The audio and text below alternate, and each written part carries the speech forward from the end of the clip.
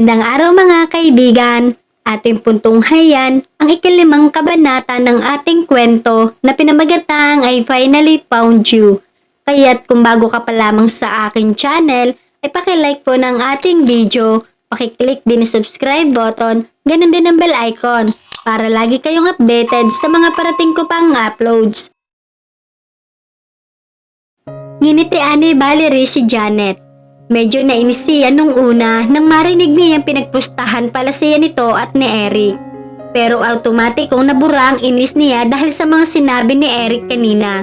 Hanggang ngayon mabilis pa rin ang tibok ng puso niya. In love talaga ito sa kanya. Hindi pa rin siya makamove on sa kumpisal nitong iyon. Okay lang, naiintindihan ko, sabi niya. Talaga?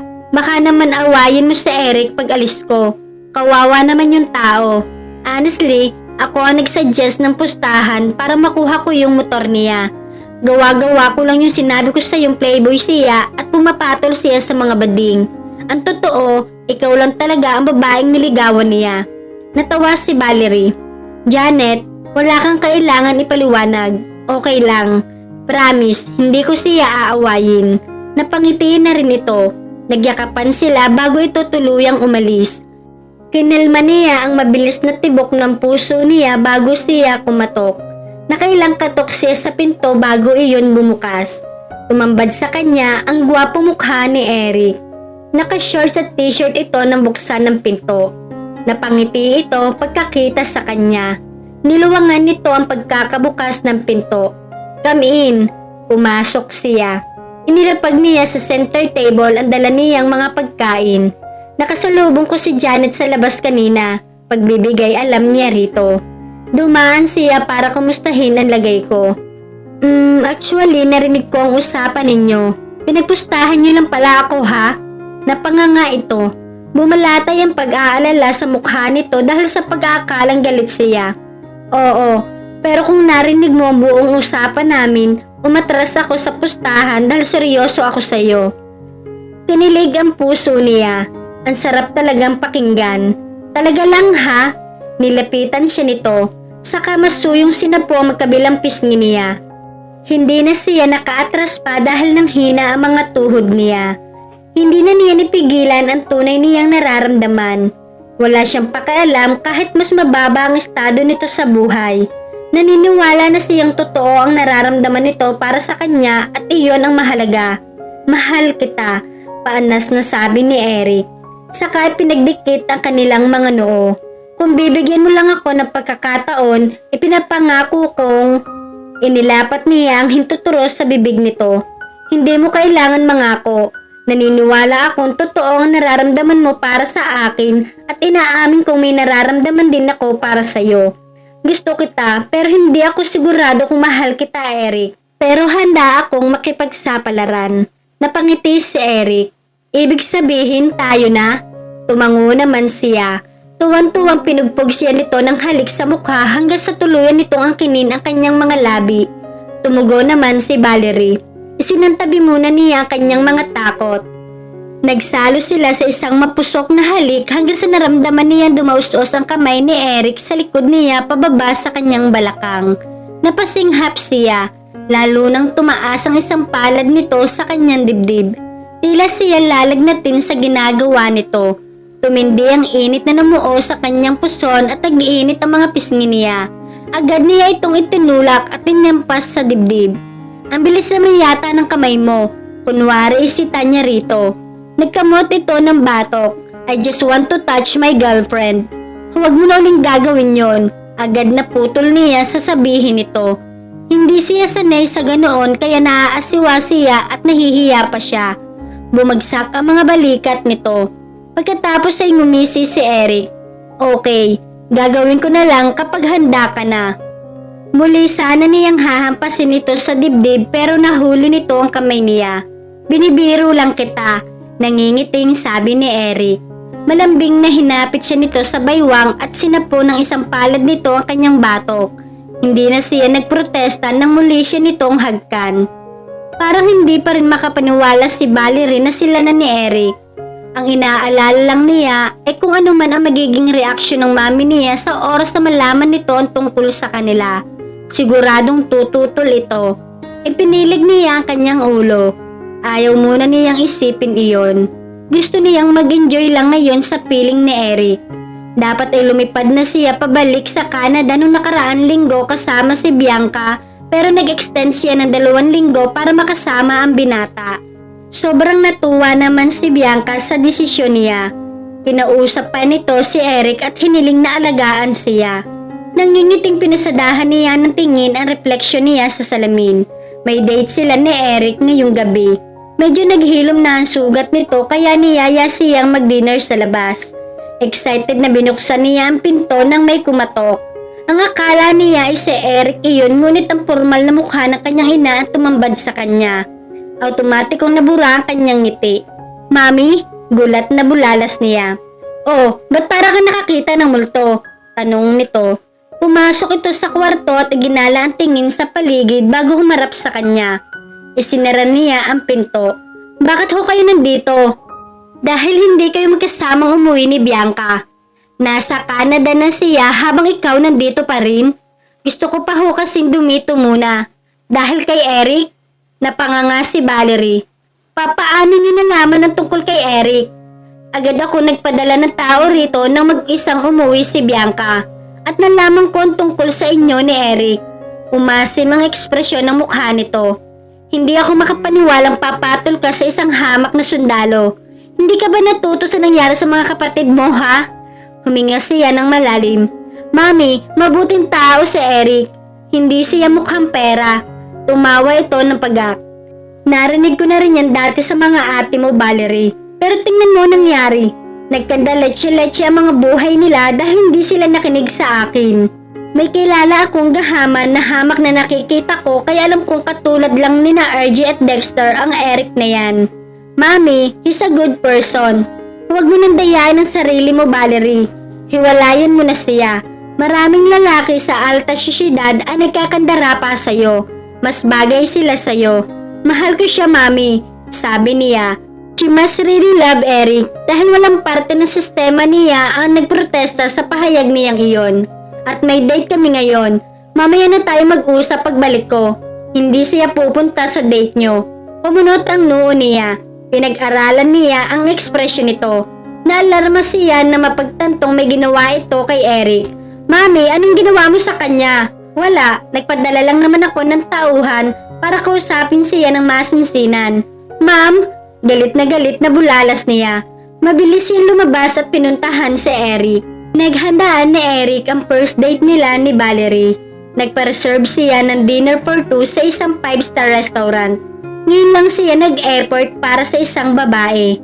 Dati-rati, nakokornihan siya sa mga kaibigan niya kapag ginagawa iyon. Ngayon lang niya na-realize na walang corny pagdating sa pag-ibig. Ang gusto lang niya ay mapasaya si Valerie. Lumabas siya ng bahay para sunduin na ang dalaga. Ngunit nagulat siya nang tumambad sa kanya ang 2 matangkad na lalaki na may malalaking katawan sa tapat ng pinto. Bigla siyang itinulak ng 2 papasok sa loob at agad ay kinandado ang pinto. "Sino kayo?" tanong niya habang pinagagana ang isip. Kung may balak ang mga itong saktan siya, lalaban siya. Marunong siya ng martial arts pero siguradong mahihirapan siyang patumbahin ang 2 dahil sa laki ng katawan ng mga ito, lalo na kung may armas ang mga ito. "Layuan mo na si Valerie Miller," utos ng isa sa mapanganib na tono. Pumunot ang noo niya. "Bakit? Sino ba kayo?" "Hindi na mahalaga kung sino kami. Basta layuan mo siya at huwag ka nang mag-ilusyong makipagrelasyon sa kanya para lang makahuthot ng pera." Nainsulto si Eric. "Pasensya na pare, pero hindi ako mukhang pera. Alam kong mayaman si Valerie pero hindi ako interesado sa yaman niya." "Ibig sabihin, hindi mo siya lalayuan? Dahil lang sa inutos nyo? Syempre hindi," sabi niya sa patuyang tono. Namalaya na lang niyang may sumuntok sa panga niya. Bumagsak siya sa sahig sa lakas ng pagkakasuntok sa kanya. Dumugo ang labi niya, pero hindi pa nasiyahan ang mga ito. Sinipa siya ng isang lalaki sa sikmura. Napaungol si Eric. "Kapag hindi mo siya nilayuan, higit pa rito ang matitikman mo," banta sa kanya ng isa pang lalaki. Saka lumabas na kasunod ang kasama. Nakatiimbagang na tumayo si Eric. Pinahid niya ang mga dugo sa isang sulok ng mga labi niya gamit ang palad habang naglalakad patungo sa kusina. Kinuha niya ang ice pack sa medicine cabinet at nilagyan iyon ng yelo. Pagkatapos ay nilapat niya iyon sa nasaktang panga. Inutusan at binantaan siya nitong layuan niya si Valerie. Bakit? Malinaw na marami pa silang dapat pag-usapan ng dalaga. Maya-maya ay may kumatok sa pinto. Binuksan niya iyon. Tumambad sa kanya ang nag-aalala mukha ni Valerie. Natutop nito ang bibig nang makita ang hitsura niya. Parang alam na nito kung ano nangyari kanina lang. I'm sorry. Tila na nakukonsensyang usal nito. Pumasok ito at sinara ang pinto. Ano bang nangyayari? Nakukunot noon tanong niya rito. Bakit ako inutusan at binantaang layuan ka ng dalawang lalaki nagpunta rito? Inutusan sila ng mami ko. Pag-aamin ni Valerie. Pumunot ang noo ni Eric. Bakit niya gagawin iyon? Alam mong galing ako sa mayamang pamilya, Eric. At gusto ni mami na magpakasal ako sa lalaking kabilang din sa alta syudad. Ayaw niya sa mga lalaki mas mababa sa estado namin. Na-inlove kasi noon ang mga kapatid ko sa mga ordinaryong lalaki. Pareho silang niloko at tinirahan. Kaya nga ayoko ma-inlove sa'yo eh. Takot kasi akong pera ko lang ang habol mo sa akin. Pero alam ko na ngayon na sincere ka. Ibig sabihin, ipaglalaban mo ako sa mami mo? Ako, kaya mo bang ipaglaban? Hamon nito. Siguradong gagawin niyang impyerno ang buhay mo para layuan lang ako. Nagpadala na nga siya ng tauhan para takutin ka, diba? Hindi ako duwag, Valerie. Siyempre, ipaglalaban kita. Baka naman puro salita ka lang. Nakairap na sabi niya. Patutunayan kung hindi. Sumeryoso ang ekspresyon ng mukha nito. Pero natatakot ako sa pwede niyang gawin. Mabait si mami pero naging malamig at istrikto siya pagkatapos na nangyari sa mga kapatid ko. Baka dumating ang araw na kailangan kitang iwan para hindi ka niya pahirapan. Naningkit ang mga mata niya. Don't you ever do that. Hindi ako katulad ng mga lalaki ng loko sa mga kapatid mo, Valerie. Kailangan ko lang patunayan iyon sa kanya para matanggap niya ako. May tuwala naman ako sa iyo na makukumbinsi mo rin siya eh. Basta kapag niloko mo ako, lagot ka sa akin. Banta ni Valerie. At wag na wag mo akong lulukuhin. Tandaan mo yan. Sa oras na niloko mo ako, I will cut off your balls and feed them to the dogs. Gets mo? Natawa siya. Yes, ma'am. Very good. Ngayon, gamutin na natin yung putok sa labi mo. Umupo siya sa sopa. Kinuha naman ito ang medicine kit at pinahiran nito ng ointment ang pasa sa dulo ng labi niya. Pagkatapos ay kinalas nito ang botones ng polo niya para tingnan ang sugat niya sa tagiliran. Tila nakahinga ito ng maluwag na makitang hindi bumuka ang sugat niya. Hinaplos nito iyon. Mabuti naman at ayos lang itong sugat mo. Inaakit mo ba ako? Kunwari nagre-reklamong tugon niya sa namamaos na tono. Nag-init ang mga pisngi ni Valerie nang maaalala niyang mainit na halikan ni Eric nung hinaplos din niya ang sugat nito noon. Napalunok siya pero hindi niya tinigil ang paghaplos sa sugat nito. Valerie, I'm serious. Stop it. Itinigil niya ang paghaplos sa sugat nito. Nang hina siya sa init ng tinig nito.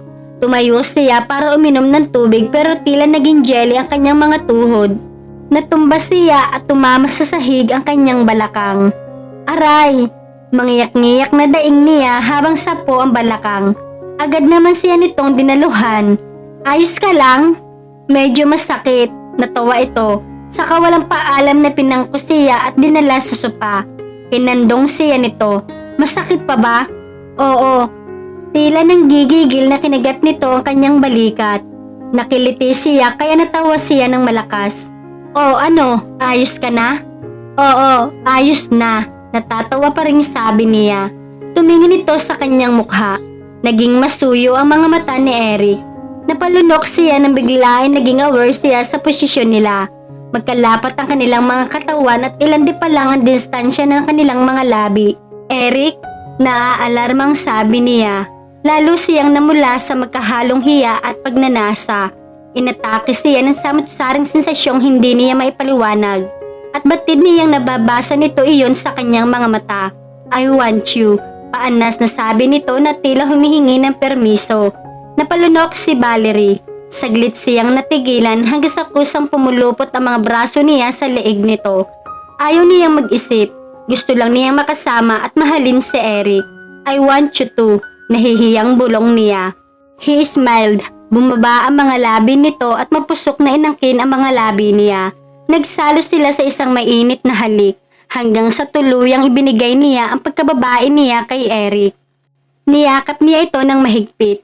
Ipaglalaban niya si Eric sa mami niya kahit ano ang mangyari. Magkasamang hinarap ni Eric at Valerie ang ina nitong si Lucy Miller sa rest house kinabukasan. Formal naman silang hinarap nito.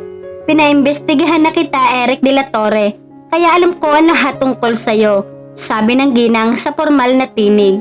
Hindi ka namin kauri, hindi kayo bagay ng anak ko.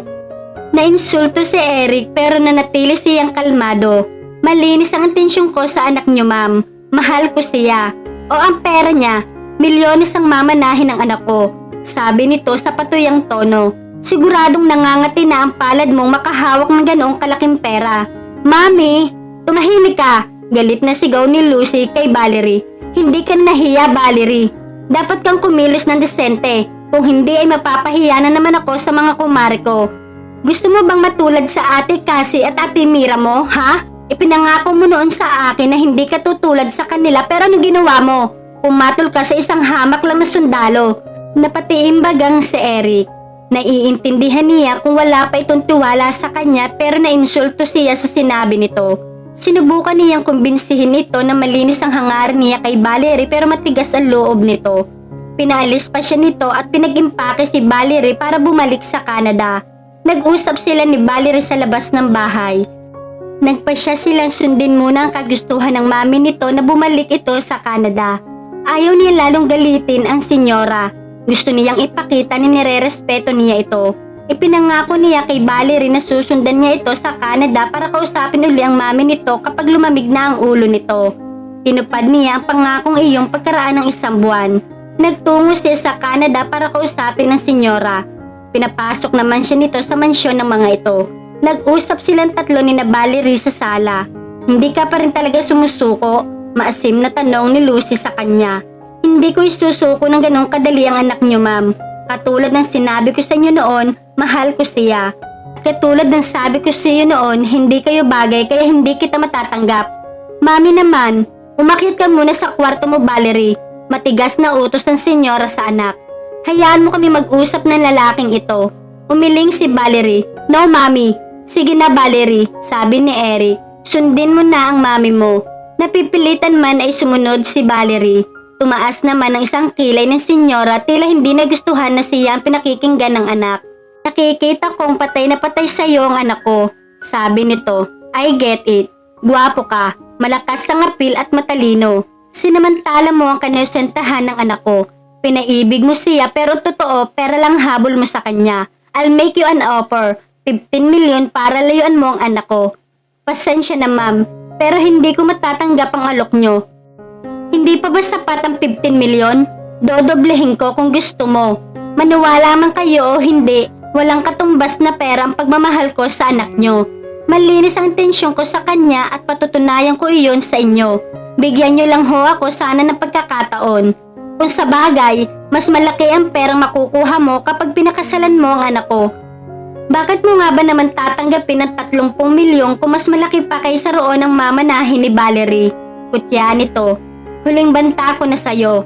Kapag hindi mo pa nilayuan ang anak ko, hindi ko na alam ang gagawin ko sa'yo. Nilalason mo ang pag-iisip ni Valerie. Sinusuway niya ako ngayon dahil sa'yo. Hindi ko nahahayaan lasunin mo pa ang isip niya. Kahit ano, gagawin ko para sa kapakanan ng anak ko. Alam kong kumpara sa yaman ninyo, walang-wala ako, ma'am. Pero nagpupursige ako para sa kinabukasan namin ng anak nyo. Hindi ako hihingi sa inyo ni piso. Kaya ko siyang buhayin at suportahan. I have enough to do that. Inahon niya kayo at nire-respeto ko iyon. Pero hindi niyo siya pag-aari. May sarili siyang buhay at karapatan niyang magdesisyon para sa kanyang sarili. Naningkit ang mga mata nito. Huwag kang magmalaki sa harap ko. Kahit ilang taong ka pang magtrabaho, hindi mo may bibigay ang kaya kong ibigay sa anak ko. At huwag mong questionin ang pagiging ina ko dahil ginagawa ko ito para sa kabutihan niya. Makakaalis ka na. Kalimutan mo na si Valerie dahil hindi ko siya ibibigay sa'yo. Ipapakasal ko siya sa ibang lalaki, isang mayaman at karapat-dapat. Not a nobody like you. Pinasadahan siya nito na nanghahamak na tingin. You are nothing. May sininyasan nito sa kanyang likuran. Nang lumingon siya ay nakita niya dalawang lalaking nanakot sa kanya sa Pilipinas. Hinawakan siya ng mga ito sa magkabilang braso. Nakatiimbagang na nagpumigla siya. Hindi niya ako kailangan kaladkarin. Kusa akong aalis pero kailangan ko munang makausap si Valerie. Hindi mo na siya makakausap dahil sisiguraduhin kong hindi na kayo magkikita pa. Ilang beses pang sinubukan ni Eric na kausapin si Lucy pagkatapos siyang ipakaladkad nito sa mga tauhan nito pero hindi na siya nito hinarap. Gustong gusto niyang itakas si Valerie pero ayaw niyang magpadalos-dalos. Gusto niyang ipakita sa senyora na ginagalang niya ito. Ilang beses siyang nagtungo sa mansyon para makausap si Valerie pero ayaw siyang papasukin ng mga gwardya. Mahigpit daw na ipinagbili ni senyora na huwag siyang papasukin. Nasabi sa kanya ng gwardya na nakakulong si Valerie sa loob at hindi pwedeng lumabas. Bantay sarado ito ng mga bodyguard nito. Hindi rin niya ito makontak. Pero nagulat na lang siya isang araw na tinawagan siya nito. Maswerteng pinahiram ito ng cellphone ni Yaya Susan nito kaya natawagan siya. Hindi niya akalaing memoryado nito ang numero niya. Hiniling nitong itakas niya ito. Nagpasya siyang iyon na nga ang dapat niyang gawin dahil matigas talaga ang puso ng ina nito. Hindi makalabas si Valerie sa kanilang mansyon. Ayaw pakinggan ng mami niya ang pagmamakaawa niya. Nakausap niya si Eric at naghihintay na lang siya ng tiyempo para makatakas at sumama rito sa Pilipinas. Hindi siya matulungan ng mga ate niya dahil takot ang mga ito sa kanilang ina. Pinilit siyang magbihis ng mami niya isang gabi. Sinabi nitong espesyal ang dinner na pupuntahan nila kaya dapat siya mag-ayos at magpaganda. Nagpadala pa talaga ito ng stylist at makeup artist sa kanyang kwarto. Hindi niya inakalang sa bahay pala ni Lester sila magdi-dinner. May kutob na siyang party iyon ang plano ng mami niya na ipakasal siya kay Lester. Sinalubong sila sa sala ng mga magulang ni Lester. Sinalubong sila sa sala ng mga magulang ni Lester na sina Arman at Cecil Salvador. Nakipagbeso siya sa mga ito at sumunod na sa dining area nang yayain silang mag-dinner. Puno ng masasarap na pagkain ang mahabang mesa. Animoy may piyesta. Maya-maya lang ay sinaluhan sila ni Lester doon. Umupo siya sa silyang katapat nito. Lester, Valerie, kamusta na ang relasyon ninyong dalawa? Tanong ng mami niya sa binata. Nagkatinginan sila ni Lester. Mabuting magkaibigan pa rin kami, mami. Si Valerie ang sumagot. She knew the game her mother was playing. Magkaibigan lang? Lester, hindi mo ba nililigawan ng anak ko? Hindi mo ba siya gusto? Siyempre gusto, tita. Agad na sagot ni Lester. At ikaw, Valerie, gusto mo naman ba ang unique iho namin? Tanong naman ni Tita Lucy sa kanya sa nununod yung tinig. May matamis na ngiting nakapaskil sa mga labi nito. Gusto ho, Tita Lucy. Pero, kung ganon, bakit pa hindi natin pag-usapan ang engagement ninyo? Putol ni Cecil, sasasabihin niya. Lihim niyang naikuyom ang mga kamay. Bata pa lang kayo, gusto na namin kayo ang magkatuluyan. Gayong nagkakagustuhan naman pala kayo. Gawin nating opisyal ang relasyon nyo. Tingin ko naman nagkakahiyaan lang kayong mag-amina ng tunay niyong nararamdaman. Oo nga naman, Lester. Sabi naman ni Arman sa anak. Matagal ko nang napapansing may gusto ka kay Valerie. Nagtataka nga ako dahil ang bagal mo. Huwag mo nang hintayin masulot pa siya ng iba bago ka kumilos.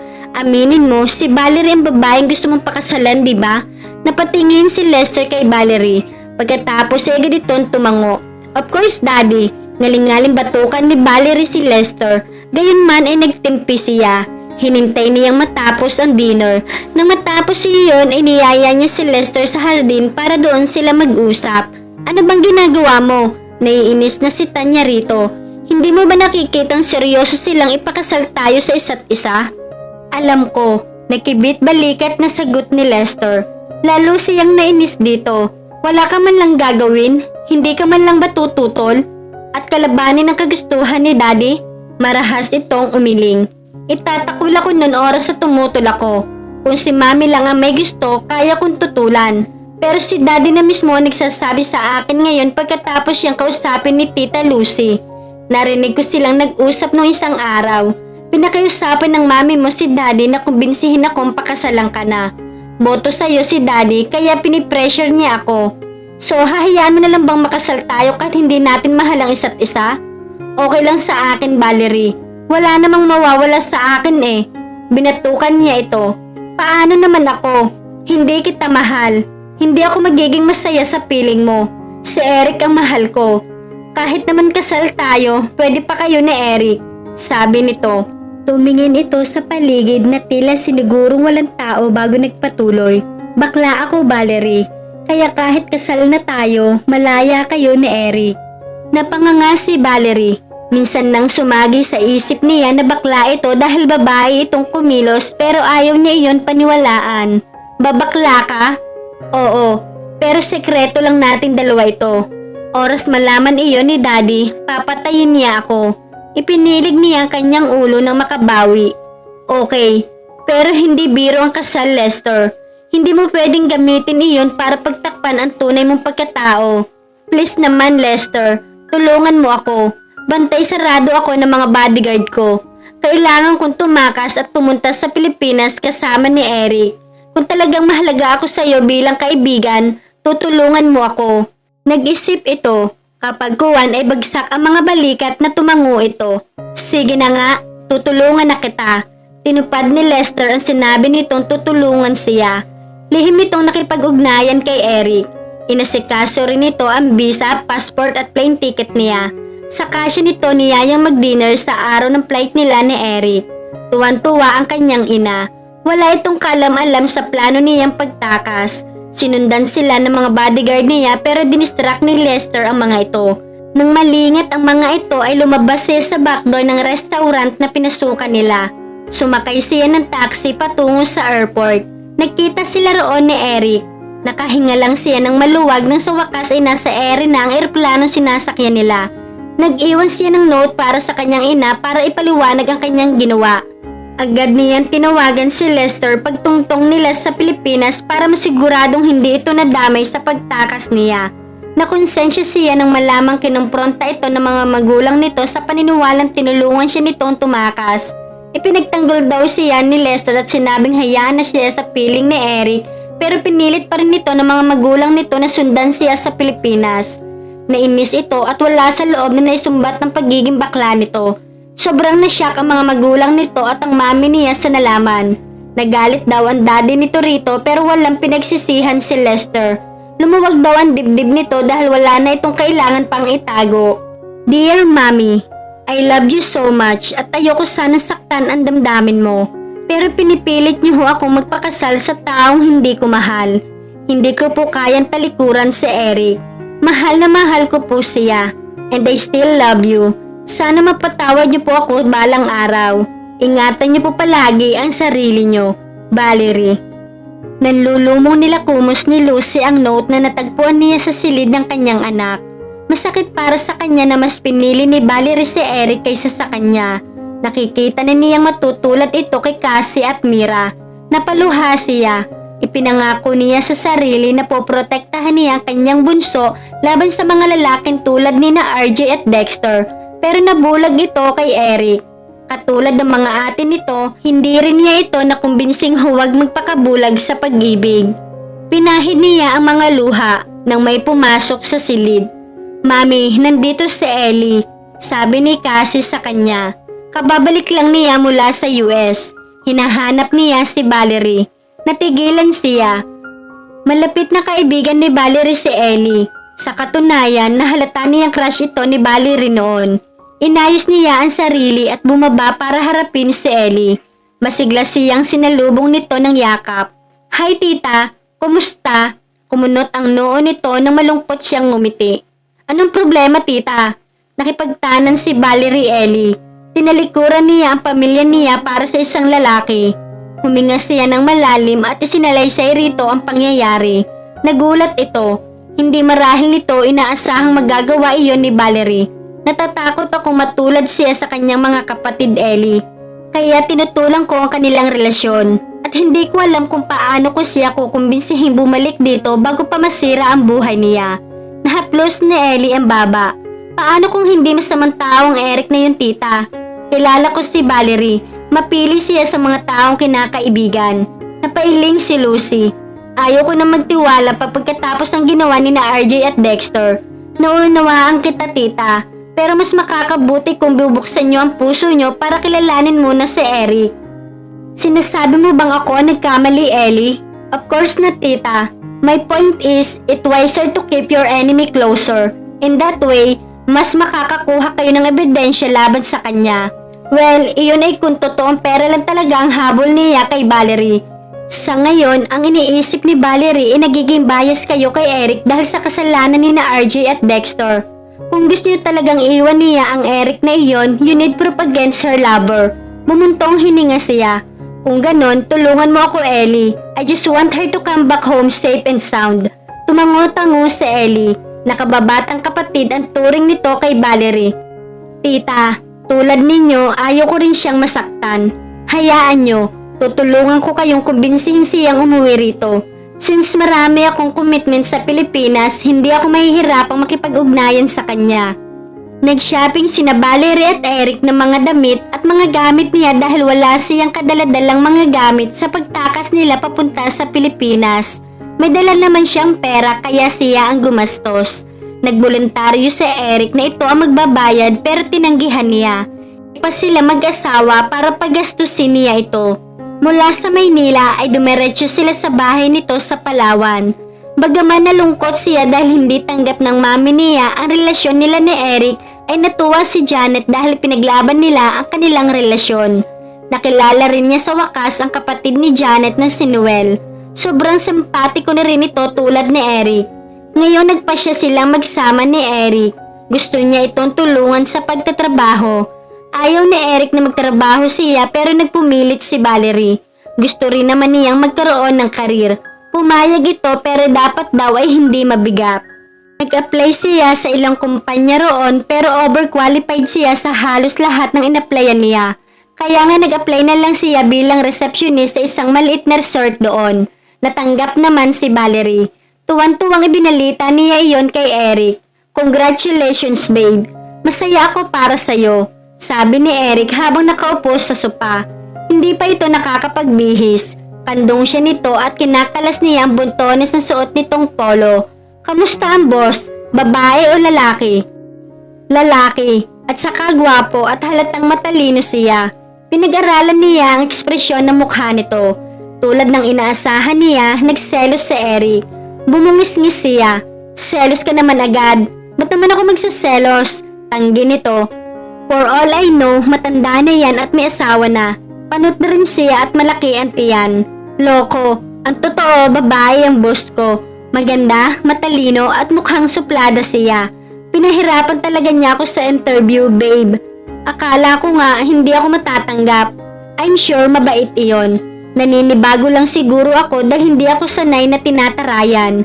Buong buhay ko, pampered ako ng mga taong nakapaligid sa akin dahil sa pangalan taglay ko.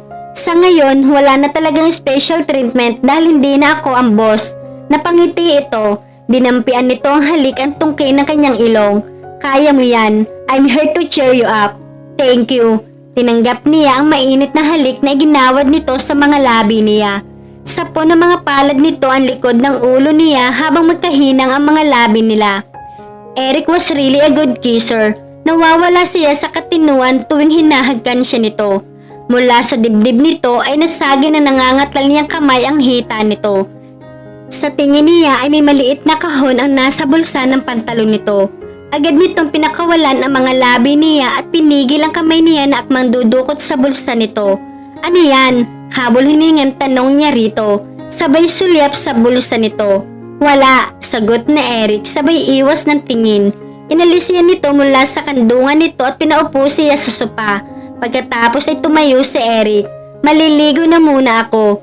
Sige. Hinintay niyang makapasok ito sa banyo bago niya inisyoso ang hinubad nitong damit sa laundry room. Nang hindi mahanap sa bulsa ng pantalon nito ang maliit na kahon ay naghanap siya sa closet nito. Natagpo niya iyon sa ilalim ng mga nakatuping damit ni Eric. Malakas ang hinala niya magpupropose na si Eric sa kanya. Ayaw man niyang sirain ang plano nito ay hindi niya mapigil ang excitement. Bukod doon ay gusto rin naman niyang makumpirma ang hinala niya kung talaga magpupropose nga ito sa kanya. Excited na binuksan niya ang kahon. Napanganga siya nang tumambad sa paningin niya ang isang napakagandang emerald ring. Tama siya. Maluha-luha sa tuwa at excitement na binalik niya ang kahit sa ilalim ng damit. Pakanta-kanta pang bumalik si Valerie sa sala at tila timang na niyakap ang unan. Nagkunwari siyang walang alam pagkalabas ni Eric ng banyo. Pumasok ito sa kwarto at nagbihis saka siya sinamahan sa sala. Nagdududa ang ekspresyon ng mukha nito. "You saw it, didn't you?" Tanong ni Eric. "Ang ano?" Pa-inosenteng balik tanong niya. "Huwag ka nang magkaila," sabi ni Eric. Hindi naman ito nainis. Bagkus ay nakangiti ito na parang nahihiya na nalaman agad niya ang plano nito. "Mali ang pagkakalagay mo sa kahita. Sa gitna ko yun inilagay kanina pero nang tingnan ko nasa pinakailalim na ng mga damit. Hindi ko nga lamang sinasabi mo." Nangingiting tanggi pa rin ni Valerie. Nagkamot ito ng batok. Halatang alam nitong na nagsisinungaling siya. Lumapit ito sa kanya at lumuhod sa harap niya. Dinukot nito mula sa bulsa ng sweatpants nito ang kahita at masuyong tiningnan siya sa mga mata. "Miss Valerie Miller, will you marry me?" Hindi na niya naitago ang tunay niyang nararamdaman. Sunod-sunod siyang tumango. Siyempre oo naman. Maluwang ang ngiting kinuha nito ang kamay niya at isinuot sa daliri niya ang emerald ring. Maluha-luhang pinagmasdan niya iyon. "Balak ko sanang magbakasyon tayo sa Japan at doon ako magpropose sa'yo pero nakita mo naman na ang singsing kaya minabuti ko ngayon na magpropose. Hindi romantic pero ginawaran niya ito ng halik sa mga labi. Hindi na kailangan ng romantic dinner o expensive vacation, babe. Sapat na sa akin ang singsing at proposal mo. Kung pwede nga lang ngayon na tayo magpakasal eh." Natawa ito. Kapag kuwan ay sumeryoso si Eric. "Ayos lang ba sa'yo kung civil wedding lang muna tayo? Kapag tanggap na tayo ng mami mo, saka tayo magpapakasal sa simbahan. Gusto ko na kapag naglalakad ka na sa altar, mami mo ang kasama mo. Alam kong pangarap mo iyon at syempre pangarap din iyon ng mami mo." Tumango si Valerie. Muli siyang nalungkot nang maalala niya ang kanyang ina. "Oo naman, payag ako kahit civil wedding muna." Kinabukasan ay kumuha sila ng marriage license. Ang kakilalang judge ni Eric ang nagkasal sa kanila. Inimbitahan nito si Janet at Noel bilang mga witness. Kahit hindi pa sila close ni Noel, natutuwa siya dahil mukhang boto ito sa kanya para sa kaibigan nito. Nag-lunch sila pagkatapos ng kasal. Hindi sila nag-honeymoon ni Eric dahil pareho silang busy sa trabaho. Doble kayod si Eric sa trabaho para makapag-ipon. Tinatanggap niya lahat ng trabaho sa Unit Alpha kaya madalas siyang wala sa bahay. Nauunawaan naman niya si Valerie dahil subsob din ito sa trabaho. Hindi ito gaanong nababagot kapag wala siya. Iyon nga lang ay nakokonsensya siya tuwing ikinukwento nito sa kanya ang pagsusungit dito ng boss nito at tuwing nakikita niya ang mga gasgas sa palad nito dahil sa kakatrabaho nito sa bahay. Imagine, heiress ito pero dahil sa kanya, nagtitis ito sa mababang posisyon sa trabaho. Habang lumilipas ang mga araw, lalo niya itong minamahal. Kumuha na rin siya ng katulong sa bahay para hindi na nito kailangan pang gumawa ng gawaing bahay. Pagkatapos ng 2 buwan ay muli siyang nag-deploy sa Mindanao kaya kailangan niyang umalis. Mga 3 buwan siyang mawawala. Late na nagising si Valerie ng umagang iyon. Nag-aalala siya baka malate siya sa trabaho. Siguradong mapapagalitan na naman siya ng boss niya. Tumayo siya at dumiretso sa banyo para maligo. Pagkatapos niyang maligo ay agad siyang nagbihis saka bumaba. Gutom siya pero nagpasya siyang huwag nang kumain. Mabuti na lang at ginawa siya ni Rina ng baon. Si Rina ang katiwalang kinuha ni Eric. Inabot nito sa kanyang lunchbox habang patungo siya sa pintuan. "Thanks, Rina," sabi niya. Saka binuksan ang pinto. Nagulat siya nang may tumambad sa kanya na pamilyar na bulto ng lalaki. Tutop ang dibdib na pinasadahan niya ito ng tingin. Napanganga siya nang makilala ito. Ellie? Ngumiti ito, saka siya kinindatan. Hi sweetheart, kumusta ka na? Ilang taong hindi niya ito nakita, pero nagtaka siya kung paano nito nalaman ang kinaroroonan niya. Malamang na sinabi dito ng kanyang ina. Nagtaka rin siya kung bakit hindi na siya sinundan ng kanyang ina. Kung ano ang dahilan nito ay hindi niya alam. Sana lang itanggap na nito si Eric. Tuwang-tuwang niyakap niya si Ellie, lalo itong gumagwapo sa mga taong lumipas. Nagmature ang mukha nito at mas naging mapanganib ang aura. Hindi makapagtatakang marami ang mga babaeng naghahabol dito. She had read a lot of magazines about him. Napatingin siya kay Rina na sa likuran niya. Nakakunot ang noo nito habang nakamasid sa kanila ni Ellie. Teka, paano mo nga pala nalamang nandito ako? Nagtatakang tanong niya rito nang magbitaw sila ng mga pagyayakap sa isa't isa. Sinabi sa akin ng mami mo nang umuwi ako sa Canada. Pinapasok niya ito sa loob ng bahay para sa sala sila magkwekwentuhan. Literal na nakalimutan niya ang tungkol sa kanyang trabaho. Dinalhan sila ni Rina ng merienda. Isinalaysay niya rito ang totoong mga nangyari sa kanila ni Eric. Nauunawaan nito ang desisyon niya pero parang hindi pa rin ito kumbinsidong mahal talaga niya si Eric. Nagpadalos-dalos siya sa kanyang desisyon. Ma'am Valerie, late na ho kayo sa trabaho nyo. Paalala sa kanya ni Rina maya-maya. Napamulagat siya nang maalala na papasok nga pala siya sa kanyang trabaho. Tiningnan niya ang oras sa kanyang relo. 7:30 na. Sorry Ellie, kailangan ko nang umalis. Sobrang late na ako sa trabaho. Sasabunin na naman ako nito ng boss ko. Ihahatid na kita. Gamitin natin ang motorsiklo ko para mas mabilis. Alok nito. Agad siyang pumayag. Mabilis ang BMW superbike nito kaya agad siyang nakarating sa trabaho. Gaya ng inaasahan, sinabun siya ng kanyang boss. Pero hindi na siya nangatwiran dahil may kasalanan naman talaga siya. Kinahapunan ay sinundo siya ni Ellie at niyaya siya mag-dinner sa isang Italian restaurant. So, kasama mo ba ang girlfriend mo sa pagpunta rito sa Pilipinas? Tanong niya rito. Wala akong girlfriend Valerie, mag-isa lang akong pumunta rito. Os, sa mga nabasa ko sa magazine tungkol sa'yo, ang daming babaeng nalilink sa'yo. Imposibleng wala. Wala pa talaga. I haven't found the right girl yet. Well, maraming magaganda rito. Baka dito mo makita. Baka nga siya na ang nasa harapan ko ngayon eh. Inirapan niya ito. Hindi niya binigyan ng mali siya ang sinabi nito dahil batid niyang nagbibiro lang ito. Sorry Mr. Eli Camacho, taken na po ang napakagandang Diyosa sa harap mo. Natatawang itinaas niya ang kanyang kamay para ipakita rito ang wedding ring nila ni Eric. Nagseryoso ito. Masaya ka ba talaga sa piling ni Eric? Oo naman. Simple lang ang buhay namin pero masaya. I feel normal. Pero sundalo siya. Anumang oras, pwede siyang mawala sa'yo, Valerie. Namutla siya. Alam ko, pero hindi ko yun iniisip. Hinihiling ko sa Diyos na walang mangyayaring masama kay Eric. Saka ipinangako niya sa akin na kapag nakapag-ipon na kami, magre-resign na siya. Sobrang bilis ng mga pangyayari. Paano kung pansamantala lang yung nararamdaman mo para sa kanya? Paano pag natanggal siya ay nagbago na ang feelings mo sa kanya? Paano kung hindi? Pansamantala man o hindi? At least sinubukan ko, Ellie. Wala akong pagsisisihan sa huli. Napailing ito. Naninibago ako sa'yo.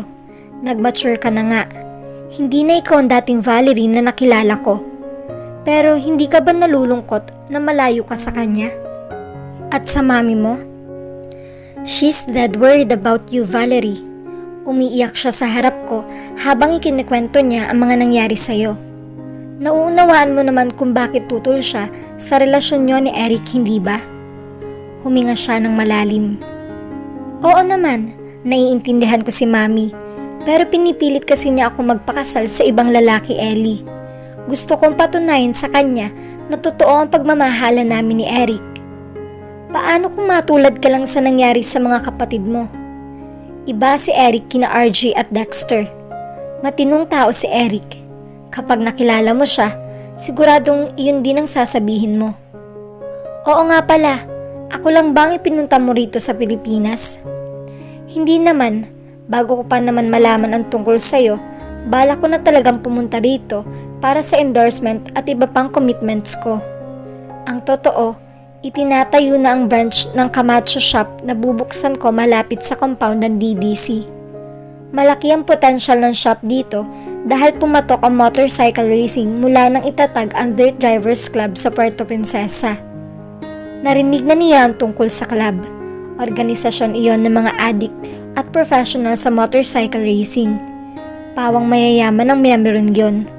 May sariling compound ang grupo at 45 minutes lang ang layo niyon mula sa kinaroroonan nila. Sa tingin niya, papatok ang shop ni Ellie na nagbebenta ng mga motorcycle gears, damit pang sports, perfume, sports accessories at etc. Wow, i-hire mo naman ako kapag magbubukas ka na, okay? Sabi niya. Actually, plano ko naman talagang gawin yan. No interview, hire ka na agad. Anito, sabay kindat sa kanya. Alam ko naman na ang kaya mong gawin. Pagkaraan ng 3 linggo, ay ipinaalam ni Ellie kay Valerie na malapit nang matapos ang itinatayong shop nito.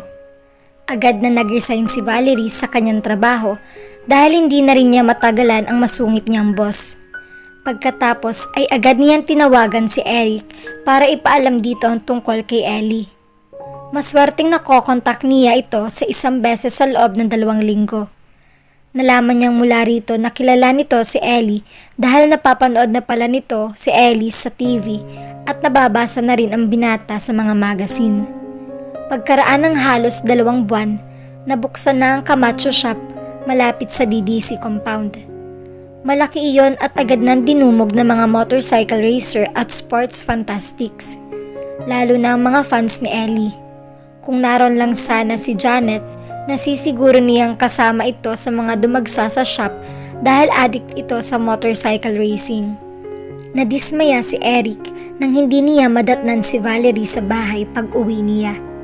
Nasa Maynila ito kasama si Ellie para sa business meeting nito sa ilang distributors ng Camacho. Nagulat siya nang sabihin nito sa kanya na kaibigan nito si Ellie Camacho.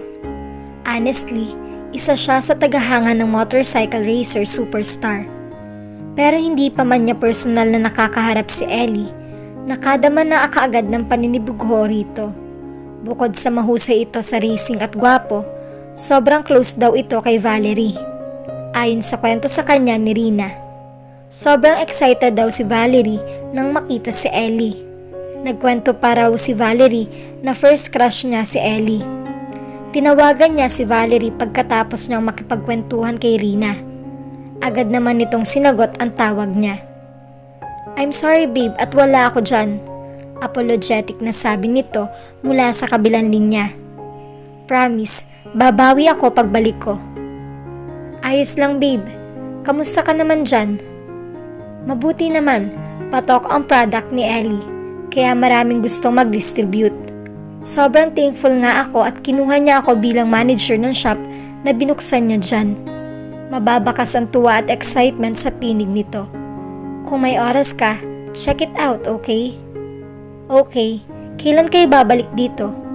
Bukas na babe. Sinalubong ni Eric si Valerie sa airport kinabukasan ng hapon. Tuwang-tuwang sinalubong siya nito ng yakap at pinupog pa siya nito ng halik. I've missed you, anito. I've missed you too. Nasaan yung kaibigan mo? Naiwan muna sa Maynila dahil may endorsement deals na kailangan niyang pirmahan. Bukas pa yata babalik dito. Diretso uwi sila pagkagaling ng airport. Masiglang ikinuwento sa kanya ni Valerie kung paano nito naging kaibigan si Ellie. Anak pala si Ellie ng kaibigan ng mga magulang ni Valerie at tumayo itong big brother ni Valerie mula pa pagkabata. Hindi niya mapigilang magselos dahil tuwang-tuwa si Valerie habang ikinikwento nito sa kanya si Ellie. Mistulang itong teenager na kinikilig. Nang sumunod na linggo ay dumating si Ellie. Naganda ng dinner si Valerie para sa kanilang tatlo. Hindi na siya nagtaka kung bakit first crush niya ito. Nang sa wakas ay magkaharap na sila. Lalaki siya pero inaamin niyang mas gwapo ito sa personal kaysa sa TV. "Nice to finally meet you, pare," sabi ni Ellie pagkatapos nito makipagkamay sa kanya. Medyo mahigpit ang kamayan nila. Agad niyang naintindihan na hindi ito boto para sa kanya at kay Valerie. Iyon din ang mensahe ng seryosong tingin nito sa kanya. Magkatabi silang nakaupo ni Valerie. Umupo naman si Ellie sa tapat nila. Saglit nilang pinag-uusapan ang mga pinagsamahan nito at ni Valerie bilang magkaibigan. Iyong mga naikwento rin sa kanya ng asawa.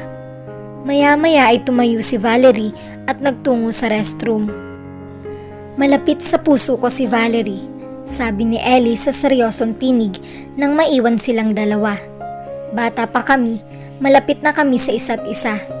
Nang malaman ko ang tungkol sa inyo, agad ako nagpunta rito para kumbinsihin siyang bumalik sa Canada. Dediretsahin na kita, pare. Hindi kita gusto para sa kanya. Ilang buwan lang mula nang magkakilala kayo. Marami pa kayong hindi alam tungkol sa isa't isa." Nagpadalos-dalos si Valerie sa mga desisyon niya. "We love each other, Ellie. Tinalikuran niya ang lahat dahil mahal niya ako. Sa ngayon, mahal ka niya. Pero sooner or later, marirealize din niyang hindi ka niya mahal. At sisiguruhin ko marirealize niya iyon sa lalong madaling panahon."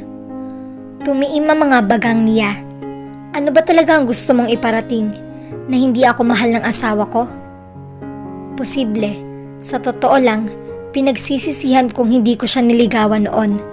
Pero sa reaksyon niya nang magkita kami, nararamdaman kong may pag-asa pa akong kung susuyuin ko siya ngayon. Mayaman ako, matino at boto sa akin sina Tita Lucy. Her life will be perfect with me. Kung kami ang magkakatuluyan, hindi kailangang masira ang relasyon nila ng kanyang ina. Hindi kailangang mawala sa kanya ang mana niya. She won't lose anything at all. Magiging masaya siya sa piling ko. Hindi tulad sa'yo. Nandito siya at malayo sa kanyang pamilya. Anong balak mo? Agawin sa akin ang asawa ko?" "Hindi ko siya kailangang agawin, Eric, dahil baka siya pa ang kusang lumapit sa akin. Lagi kang wala dahil sa trabaho mo." Tao rin naman si Valerie at nangungulila. Naikuyom niya ang kanyang mga kamay. Nababasa niya sa mga mata nito ang determinasyon na makuha ang asawa niya at aminado siyang threatened siya rito. Nakikita niya kung gaano ito kalapit kay Valerie. Napansin ni Valerie na parang wala sa mood si Eric pagkatapos ng dinner. Hindi ito gaanong kumikibo at tila malalim ang iniisip. "Ayos ka lang, babe?" tanong niya nang nasa kwarto na sila. "Oo naman, bakit mo na itanong?" Pabagsak na umupo sa gilid ng kama, saka siya matamang tinitigan. "Bakit ganyan ka makatingin?" Nawiwirdohang tanong niya. "Wala, gusto lang talaga kitang titigan." Napangiti siya. "Baka naman matunaw na ako niyan." Dinig ko, crush mo daw si Ellie. Pag-iiba nito sa usapan. "Oo, crush ko siya nung college pa kami. Halatang tuwang-tuwa ka habang nag-uusap kayo kanina." Natawa siya. "Ano ka ba? Siyempre, natutuwa ako dahil namiss ko rin naman iyong tao bilang kaibigan. Mabuti nga't nandito siya nung wala ka. At least, nadidistract ako sa pag-aalala sa kaligtasan mo. Ang dami-dami ko kayong nai-imagine habang wala ka. Nag-aalala ako na baka mabaril ka uli katulad na nangyari noon." Agad niyang ipinilig ang ulo sa isiping iyon. Tinabihan niya ito. "Basta ayaw ko nang isipin pa iyon. Sobrang nagpapasalamat ako dahil safe ka nakauwi." Matipid ang ngiting sinapon nito ang baba niya at dinampian siya ng halik sa mga labi. "Siyempre naman, saan man ako magsuong, mag-iingat ako para makabalik ako sa'yo." Bumungis-ngis siya. "Ang corny natin. Anyway, magpalit na tayo ng pantulog para makatulog na tayo." Tumayo ito at naghubad, pero hindi ito nagpalit ng damit. Bagkos ay nilapitan siya habang isinusot niya ang kanyang nightgown. Napasinghap siya nang madama ang mainit na hininga nito sa likod ng kanyang tainga. Pumaloob sa maikling pantulog niya ang mga kamay nito. Bumilis ang tibok ng puso niya at bigla ay tila lalagnatin siya. Lalo na nang marahang kagatin nito ang tainga niya. Eric, anas niya nang sakupin ng palad nito ang kanyang dibdib. His thumb caressed her nipple. Ang sabi ni Ellie, patay na patay ka raw sa kanya noon. May himig na paninibugho ang paos na tinig nito. Nag-init ang mga pisngi niya. Humarap siya rito. Sabi ko naman sa'yo, crush ko lang siya noon at saka nang makilala kita, na-realize kong big brother lang siya ang tingin ko sa kanya. Iba yung nararamdaman ko para sa'yo. Mas malalim. Teka, nagsiselos ka ba sa kanya? Medyo, pag-amin nito. Bumuka ang bibig nito na tila may naisabihin pero hindi na itinuloy. Natawa siya rito. Pinupog niya ng halik ang mukha nito. Ang corny naman ng asawa ko. Mukhang sobra mo yata akong na-miss kaya kung ano-ano ang iniisip mo. Kaya nga susulitin ko ang bakasyon ko para makasama ka. Binuhat siya nito at dinala sa kama. Kinubabawan siya nito. Ikaw naman kasi, puro ka trabaho. Kailangan ko mag-ipon para sa ating dalawa. Alam mo yan. Ayoko kasing sumbatan ako ng mami mo isang araw na hindi kita bigyan ng magandang buhay. Alam kong marami kang gustong patunayan kay mami. Pero sa akin, wala. Hindi na ito kumibo. Bagkos ay itinaas nito ang laylayan ng kanyang pantulog. Saka sinakop ng mga labi nito ang tugatog ng kanyang dibdib. Napaliyad siya. Nasa bunot siya nito. Napaungol siya nang gumapang ang kamay nito pababa sa kanyang tiyan. Pababa sa garter ng kanyang underwear. Babe, habol ang hiningang anas niya nang sapuhin nito ang pagitan ng kanyang mga hita. Binigyan nito ng mumunting halik ang kanyang sikmura hanggang sa pinakapribadong parte ng kanyang katawan. Pinagpalit niya ang kanilang posisyon pagkatapos. Batid niyang pagod ito sa kakatapos na misyon ng mga unit nito kaya gusto naman niyang siya magpaligaya rito. Dinampian niya ito ng mga halik sa balikat, dibdib at sikmura. Napaungol ito nang sapuhin niya ang pagkalalaki nito. Napapikit ito. Bumalatay sa ekspresyon ng mukha nito ang kasiyahan sa ginagawa niya. Natuwa naman siya kaya itinuloy niya ang kanyang nasimulan. Wala siyang karanasan sa ganoong bagay pero kusang gumagalaw ang kanyang kamay at katawan. Maya-maya ay pinalitan ng bibig ang kanyang mga kamay. Pigil ang hiningas, sinambit niya ang pangalan niya at hinayaan lang siya na nais niyang gawin. Itinago na lang ni Eric ang iritasyon at selos na nararamdaman niya tuwing makikita niya magkasama sina Valerie at Ellie. Madiskarte talaga ang Mokong. Kasama na nga nito ang asawa niya sa shop, madalas pa ito mag-dinner sa bahay nila. At ang pinakamasahol, lagi itong wini-welcome at ipinaghahanda ni Valerie ng masarap na pagkain. Napaisip tuloy siya na baka bumabalik na ang damdamin noon ni Valerie para kay Ellie. Minsan, pasimple nang inaakbayan ni Ellie ang kanyang asawa kahit naroroon siya. Nakakainis dahil halatang walang kaalam-alam si Valerie nang tinatawag nitong kaibigan. Kaya naman doble niya ang paglalambing kay Valerie. Hindi siya magpapatalo kay Ellie. Tuwing magkakasama silang tatlo, lantaran niyang hinahalikan at niyayakap ang kanyang asawa para iparating kay Ellie na mahal nila Valerie ang isa't isa. Screw you, was his silent message to Ellie. Napapailing lang ito saka nag-iwas ng tip. Bakit kanina ka pa mukhang problemado? Nakakunot noong usisa ni Eric kay Janet habang nag-aayos si Eric ng sirang sedan. Kaharap mo yung sirang sasakyan pero parang nasa ibang planeta naman ang isip mo. Paano? Nandito ako habang ang asawa ko kasamang isang lalaking gusto niyang agawin mula sa akin.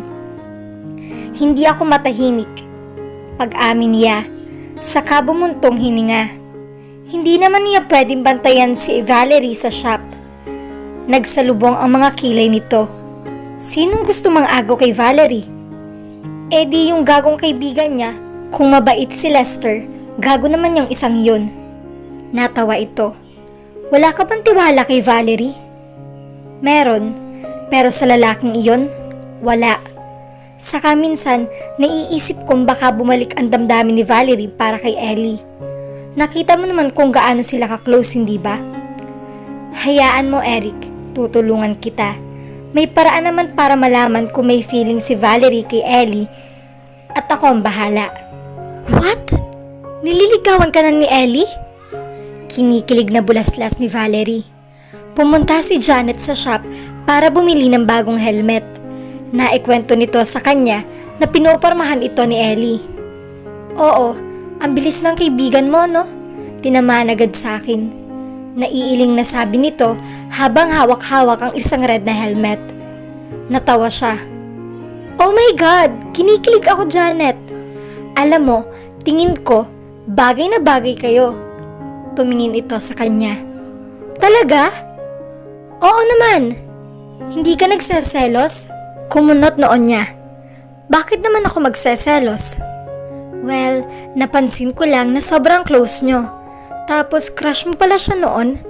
Naisip ko lang na baka may feelings ka pa para sa kanya. Nagkibit balikat na sabi nito. Sinamangutan niya ito. Mahal ko ng buong buo si Eric, Janet. Iyong nararamdaman ko kay Ellie noon, mababaw lang. Tipong admiration lang. Kasi gwapo siya, mabait sa akin, at higit sa lahat, mahusay siya magmotorsiklo. Pero big brother lang ang tingin ko sa kanya. Tumangutango ito. So, ayos lang sa'yo kung sagutin ko siya?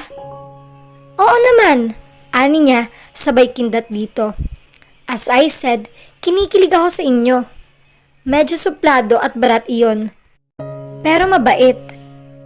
Yun nga lang, playboy. Ngumiwi siya. Pero malay mo, ikaw na pala ang babaeng makapagpapatino sa kanya. Well, kailangan talaga niyang magtino kung gusto niyang ako mapasagot. Natahimik sila nang biglang may umubo. Napatingin sila sa pinanggagalingan niyon. Nakita nila si Ellie na nakatayo sa kanilang likuran. Medyo salubong ang mga kilay nito habang nakatunghay kay Janet. Napangiti siya. May chemistry talaga kayong dalawa. Kunwari umubo siya. Pasok muna ako sa opisina ko. Aniya at iniwan ang mga ito. Pinag-cross ni Ellie ang mga braso sa tapat ng dibdib niya nang makaalis si Valerie. What was that? Hindi naman kita nililigawan ah. So, narinig mo yung usapan namin? Nakataas noong sinalubong ni Janet ang mga mata niya. Narinig mo naman siguro yung sinabi niya. Mahal niya ang kaibigan ko ng buong buo. Kaya huwag ka na mag-ilusyong maaagaw mo siya kay Eric. Leave them alone. Amused na tumaas ang isang sulok ng mga labi niya. Ginagawa mo ito para tulungan ng kaibigan mo? Oo, dahil mabuti akong kaibigan. Hindi ako traidor na katulad mo. Sinusubok ko lang kung gaano sila katatag at kung gaano nila kamahal ang isa't isa. Gusto kong masigurong hindi nagkamali si Valerie sa naging desisyon niya. Ayoko matulad siya sa kanyang mga kapatid na niloko at pinarahan lang ng mga lalaki. Masipag si Eric. Lahat ng meron siya, pinaghihirapan niya. Hindi siya mukhang pera at nakikita mo naman siguro kung gaano nila kamahal ang isa't isa, hindi ba? In denial ka lang dahil gusto mo si Valerie. I love her like a little sister. Kumunot ang noo ni Janet. Kung ganoon, bakit mo sila ginugulo? As I said earlier, I'm just attached to their relationship. Kung mahal talaga nila ang isa't isa, hindi sila maaapektuhan. Kung marupok naman sila, then they're not meant to be.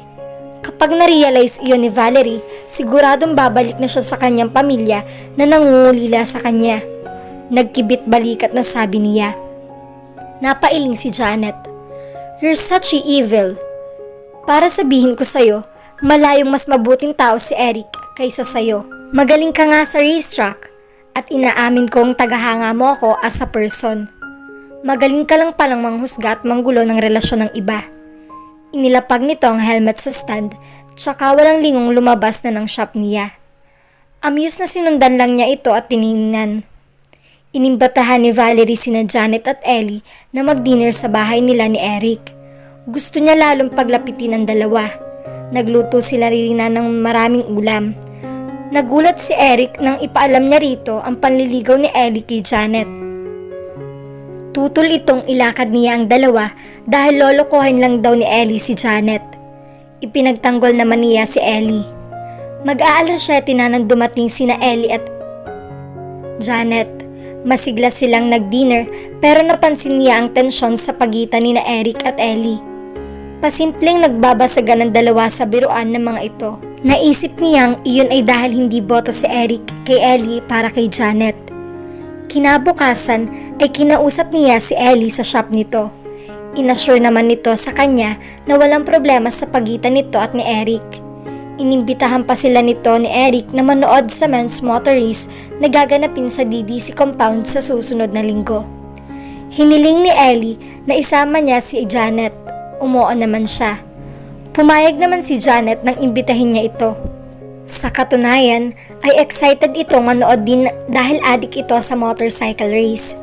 Sabay silang nagtungo sa DDC sa araw ng race pero hindi sumakay si Janet sa kotse ni Eric.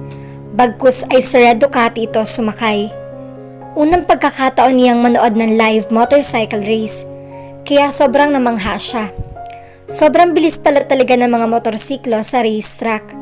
Hindi magkamayaw sa kakatili ang mga manonood, maging sila ni Janet. Parehong si Ellen tinitilian nila habang tahimik lang na nanonood si Eric sa kanyang tabi. Nanunuyo ang mga lalamunan niya pagkatapos ng race. Tuwang-tuwa siya dahil si Ellie ang nanalo. Dahil kakilala ni Ellie ay nabigyan nila ng VIP pass para makausap ito sa backstage. Nauna silang nagtungo roon ni Janet dahil bumili pa ng ice cold drink si Eric para sa kanilang tatlo. "Congratulations! Nanalo ka!" Tuwang-tuwang bati niya rito. "Worth it ang pag-cheer namin sa'yo ni Janet." Natatawang niyakap naman siya nito. "Thanks, sweetheart. Halatang napaos ka sa kasisigaw," sabi nito at dumukwang palapit sa kanyang mukha. Dahil hindi niya inaasahang hahalikan siya nito, ay hindi sinasadyang naipaling niya ang mukha kaya sa mga labi niya dumapo ang halik nito. Automatikong natahimik silang lahat. Natigilan sila Ellie at saglit na nagkatitigan. Bumuka ang bibig nito para sana humingi ng paumanhin nang mapatingin ito sa likuran niya. Oh shit! Bagsak ang mga balikat na usal nito. Nang lumingon siya, nalaman nila kung bakit napamura si Ellie. Nakatayo sa pasilyo si Eric sa madilim ang mukha. Halatang nakita nito ang ginawa ni Eric. Naalarma siya nang tumalikod ito at umalis. Nainis na bumaling si Janet kay Ellie. "Jerk!" anito, sabay binagwasan ng binata sa panga. "What was that for?" "Aksidente iyong nangyari." Nakatiimbagang naangil naman ni Ellie para kay Janet. Sabay haplos sa nasaktang panga. Nangyari iyon dahil hindi ka nag-iingat. Tuloy, mukhang mag-aaway ang dalawa dahil sa'yo. "Ano, masaya ka na? You're such a Dutchbag." Naiinis na sabi ni Janet, saka nagmarcha palayo. Damn it, tanging sambit ni Ellie. Noon pa lamang gumagalaw ang kanyang mga paa at mabilis na hinabol si Eric para magpaliwanag. "I saw the two of you kissing."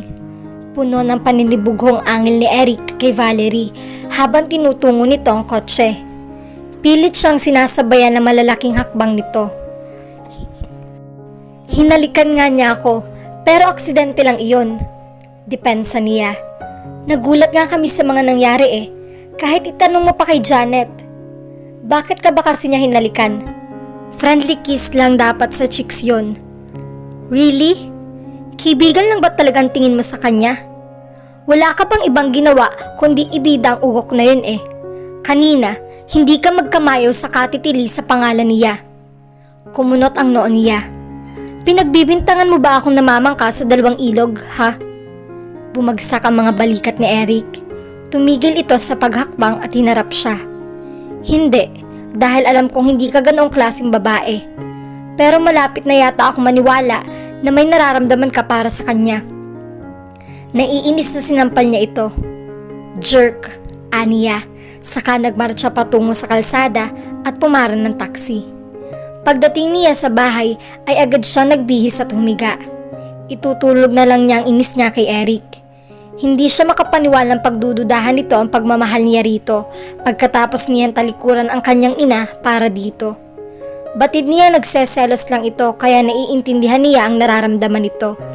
Pero hindi niya mapigilang mainis. Hindi rin siya makatulog. Ilang sandali pa ay bumukas ang pinto at pumasok si Eric. Nagtulog-tulugan siya nang humiga ito sa tabi niya. Hindi ito gumalaw. Naghintay siya ng ilang sandali bago niya ito hinarap. Sumimangot siya nang makitang tulog na ito. Mabuti pa mo kung nakatulog, samantalang ako ay hindi dalawin ng antok. Bumuntong hininga siya. Tinitigan niya ito. Aktong hahaplusin niya ang mukha nito pero hindi niya iyon itinuloy. Nagsorry at nagpaliwanag na ako sa'yo.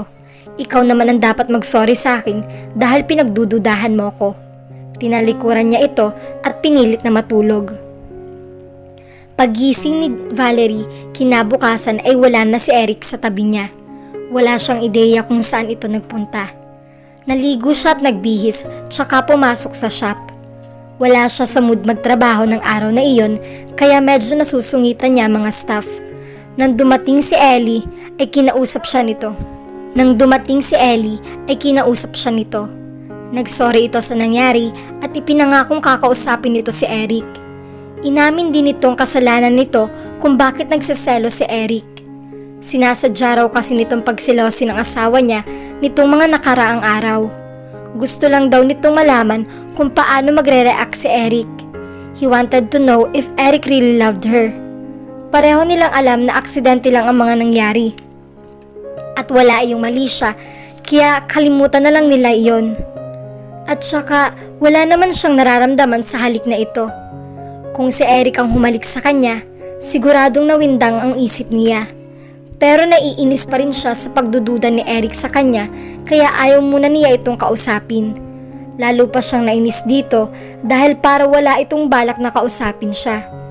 Kinagabihan ay nagtungo siya sa isang bar para maglabas ng sama ng loob. Sasamahan sana siya ni Ellie pero tumutol siya. Kapag nalaman iyon ni Eric, siguradong lalo itong magseselos. Maraming tao sa bar na pinupuntahan niya kaya maingay. Hustong naubos niya ang isang bote ng beer na magkagulo sa loob. Nagsitayuan ng mga tao at biglang nagtakbuhan para lumabas sa bar. Sunog! Nagpapanik na hiyaw ng mga tumatakbong tao.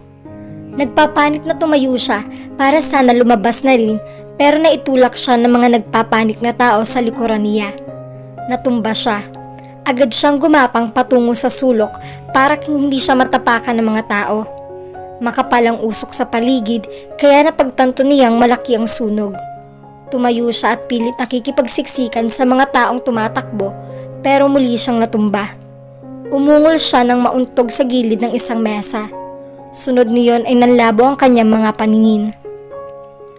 Umasim ang ekspresyon ng mukha ni Eric nang tabihan siya ni Ellie sa counter ng bar na pinasukan niya. Balak niyang maglasing para maglabas sana ng sama ng loob. Nakita ko ang motor mo kanina sa kalsada kaya sinundan kita para kausapin ka na masinsinan, sabi ni Ellie sa kanya. Nasa bar din ngayon si Valerie at mukhang balak maglasing.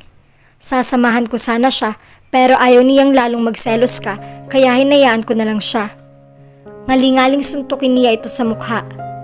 Ano pa bang gusto mo? Asik niya rito. Aksidente lang yung nangyari pare at humihingi ako ng paumanhin. Nasabi na nga ni Janet sa kanya na aksidente lang ang pagkakahalik ni Ellie kay Valerie sa mga labi kaya unti-unti nang humuhupa ang galit niya. Iyon nga lang ay nagseselos pa rin siya kaya roon siya nagpunta sa bar. Magsasalita pa sana siya nang biglang may sumigaw ng sunog. Nakakunot noong napatingin siya sa nagsalitang waiter. Sinabi nitong may sunog nga raw sa isang bar malapit doon. Napatingin siya kay Ellie. Namutla na napatingin din ito sa kanya pagkarinig nito sa pangalan ng bar. Doon pumunta si Valerie! Anito. Mabilis pa sa 4:00 tumakbo siya palabas ng bar. Sumakay siya sa kanyang motorsiklo at agad na tinungo ang sinasabing bar na nasusunog. Maraming tao sa labas ng bar pagdating niya roon. May ilan pang lumalabas ng pinto habang inaapula ng mga bumbero ang sunog. Si Valerie ang unang hinanap ng kanyang mga mata. Napuno siya ng takot nang hindi niya ito makita. Hindi niya ito makontak sa cellphone nito. May mga tao pa ba sa loob? Sigaw ng isang bumbero sa mga kasamahan. Dahil hindi niya makita si Valerie, naisip niyang baka isa ito sa mga taong nasa loob. Hindi na siya nagdalawang isip, mabilis siyang pumasok sa loob ng nasusunog na bar. Sinalubong siya ng makapal na usok. Napaubo siya. Tinawag niya ito pero walang sumagot. Napilitan siyang buhati ng isang babaeng nakahandusay sa sahig at mabilis iyong inilabas bago siya tuluyang masuffocate. Pagkabigay niya sa babae sa mga rescuer ay bumalik siya sa loob ng nasusunog na bar. Pero bago siya makapasok doon ay pumigil sa braso niya. "Huwag ka nang bumalik sa loob pare, delikado," sabi ni Ellie. "Pero si Valerie." "She's safe," ngumiti ito. Ikiniling nito ang ulo sa nakaparadang motorsiklo nito. Nakaupo roon si Valerie. Nakalabas siya kanina pa. Nakahinga siya ng maluwag. Agad niyang nilapitan ng asawa at mahigpit itong niyakap. Sobrang takot niya.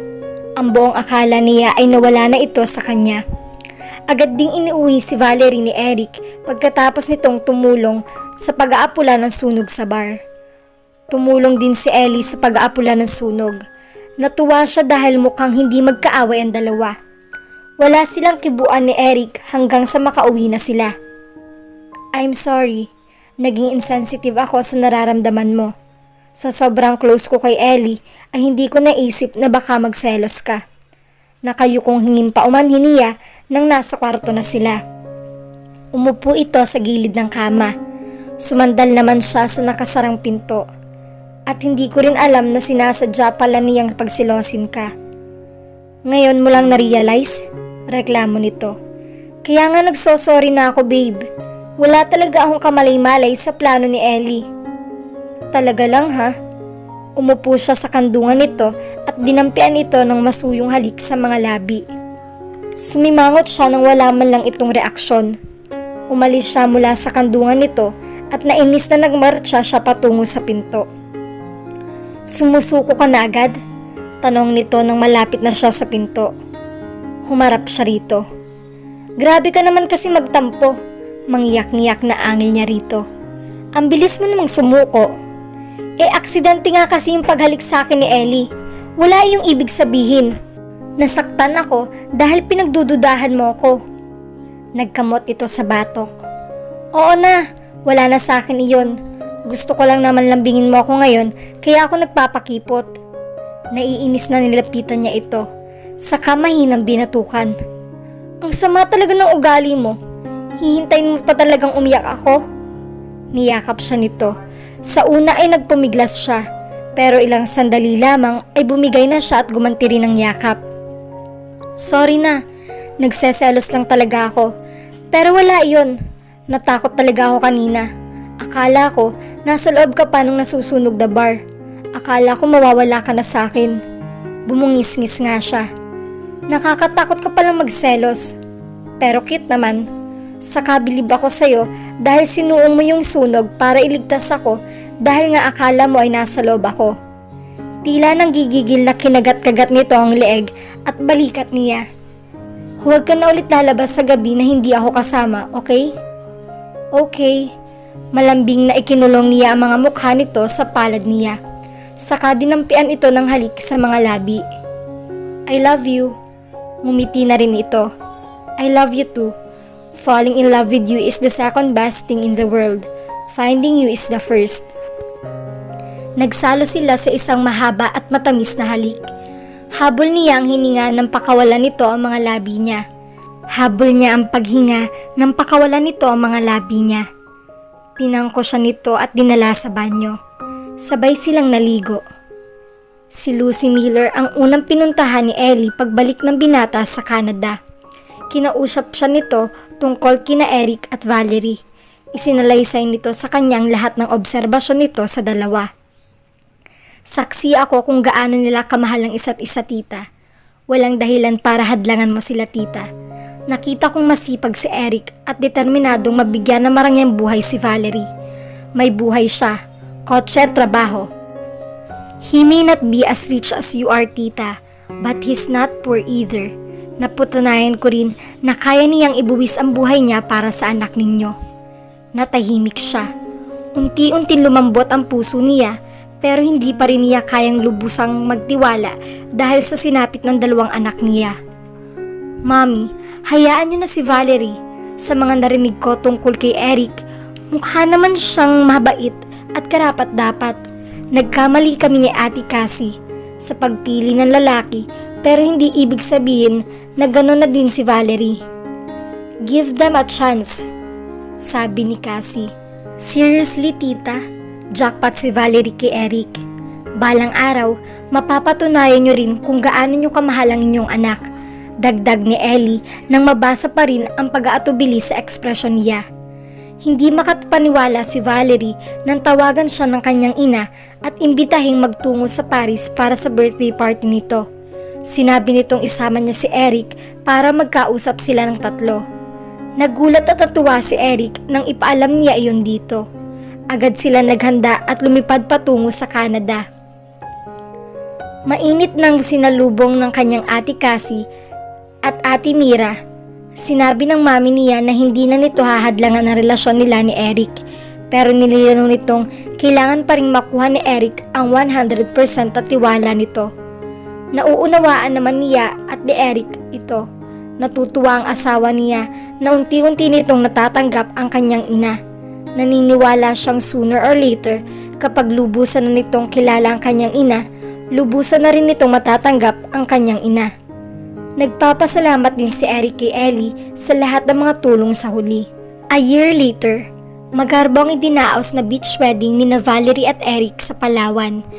Kasama niya ang Ate Cassie at Mira at ang best friend niyang sina Bianca sa pagpaplano. Nakisama rin ang kanyang ina. Halatang nag-e-enjoy ito sa pagbabalik nito sa Pilipinas. Medyo naiyak nga lang ito nang maalala ang kanyang ama. Sobrang saya naman niya nang tuluyan nitong matanggap si Eric. Maayos at masayang naidaos ang kasal. Si Noel ang best man at si Janet naman ang maid of honor. Kabilang sa mga ninong sina Ellie at Lester. Kasama si Lester ng Australian boyfriend nito na nagpunta roon. Hindi pa lubusang natatanggap ng papa ni Francis ang pagkatao nito, pero nakikita naman daw nito na may senyales na unti-unti nang matatanggap ng ama ang pagkatao nito. Unti-unti na raw nanunumbalik ang closest na mag-ama.